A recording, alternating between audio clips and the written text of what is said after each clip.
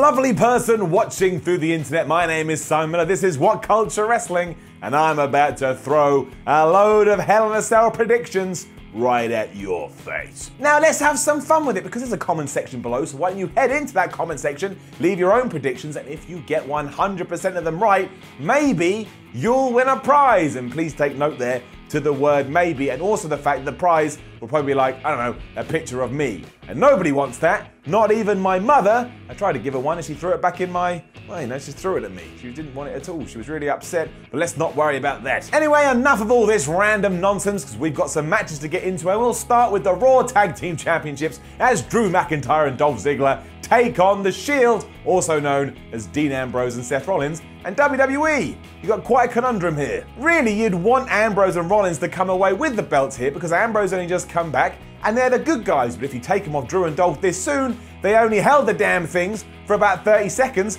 and that not only undermines the championship, but also undermines their reign. But if Seth and Dean don't win, then what was the point of any of this to begin with? But given that this is WWE, I'm going to guess there is going to be some shenanigans from the bad guys. That then protects them, it protects Seth and Dean for losing, and we can just carry on this feud probably for a long ass time. And while I was quite into it to begin with, now I'm starting to think, I don't know if I want to see this, and I don't know if it's actually working as it was intended. But hey, maybe it will be good. Well, actually, it will be good, because everyone in the match is really good. So look, you can enjoy it from that point of view. I'm just not sure I like where it's going. Next up, we'll introduce the Raw Women's Championship, and Ronda Rousey, the champion, taking on the challenger, Alexa Bliss. And I think this one is a lot more cut and dry, because there ain't no way WWE is letting Ronda Rousey lose the title this soon. She may never actually lose it. If the company has their way, it'll be 2,578, and Ronda Rousey's corpse will still be wheeled out because nobody wants to take the damn championship off of her. The only real question is how this ties into other feuds. If Ronda does indeed beat Alexa again,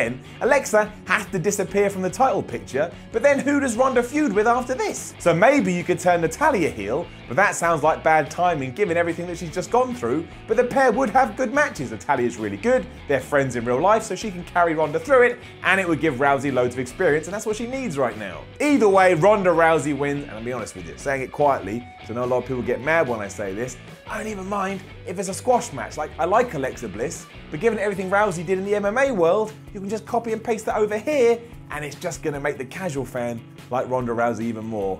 And really, that's what this is all about. Then the Intercontinental Championship will be on the line. Nope, no it won't, because f that title. Why would we want to defend that on any show? That gets her down. No, wait, that's not what this is, but still, I stand by it. We're also getting Rusev Day versus the New Day, and how we have two groups in WWE that both have Day in their name, I'll never know. It's a weird word to use for the SmackDown Tag Team Championships, and it's another scenario that makes my heart sad. Because I just cannot see Aiden English and Rusev winning here, because if that was the plan, why didn't we just have them take them off the Bludgeon Brothers a few weeks ago, as opposed to Xavier Woods, Kofi Kingston and Big E? I also have this nagging feeling that it will be here where Aiden English screws up one time too many, and that causes Rusev Day to split. And I just don't want to see that. I feel like we could have done so much more with the tag team. We haven't done that, and as soon as it's over, it's over. Also, where the hell does Rusev and Aiden English go after they've had that feud? Rusev will win, and then what do you do with Aiden English? I like Aiden English, but he's better with this team, so don't take him out of the team. So I am going to go with the New Day being victorious, and when you look at the tag team scene over on SmackDown, it desperately needs some new bodies. Jeff Hardy and Randy Orton are also going to wage war in the Hell in a Cell, and you've got to figure that Shinsuke Nakamura is going to work his way in here somewhere as well. Given what happened on Tuesday, where he was basically surplus to requirements, he can make a fuss here. He's a heel, so go out there and be an asshole. You're allowed. The real question is what on earth Jeff is going to do within the cell. It's been built up so much now that if he doesn't do something crazy, we're all going to be disappointed, which is ridiculous. It would make more sense if he didn't do anything crazy and live to see another day. Given that Owens took that bump a few months ago as well, is Hardy going to try and top that? Because let me tell you this, you absolutely should not. I've actually got the fear. Just protect yourself, man. You've got a wife, you've got kids. You are enough, Jeff. You are enough. Just do a swanton bomb and then look like, woohoo, that was fine. That's what I see happening though, and as ever, Orton will get out of the way, so it will be Jeff Hardy's stupidity that cost him the match, and Orton gets his hand raised. And then I guess you go into Shinsuke Nakamura versus Randy Orton for the US Championship, but that don't make no sense either, because you've got heel versus heel, and neither of them are particularly like right now. They're proper heels. This whole thing has become a little too convoluted really, which sucks, because when it started, it was actually pretty good, but now it's gone, whew, blown up with mouth sound effects. Things get all mixed tag 2 at Hell in a Cell as Daniel Bryan and his wife Brie Bella take on Maryse and her husband The Miz. And as I've said time and time again on Ups and Downs, I don't think we needed to add Maryse and Brie into this. I feel like Daniel Bryan and The Miz had enough heat, but whatever, I'm sure it'll be fine all the same. I kind of think Miz and Maryse will win here as well, because then they can have more to gloat about, and it eventually leads to Daniel Bryan getting some big win down the line, probably with some stupid stipulation. I hope that does happen, because right now, just a little teeny tiny part of me is like, have we actually ruined Daniel Bryan versus The Miz? Because I'm not enjoying it as much as I hoped that I would when WWE pulled the trigger on it. But there is just so much potential nonsense here that I am going to give the tip of the cap to The Miz and Maryse, because then they can just use that on SmackDown for the next few weeks. Then Daniel Bryan challenges The Miz for one last match, probably puts his career on the line, but then Daniel wins, and again, hooray, he did it. And then please put him in the title scene against Samoa Joe. That all works. I'm going to talk about that in a sec. The SmackDown Women's title is on the line too, and it's also my favorite feud across all of WWE at the moment. Charlotte versus Becky Lynch.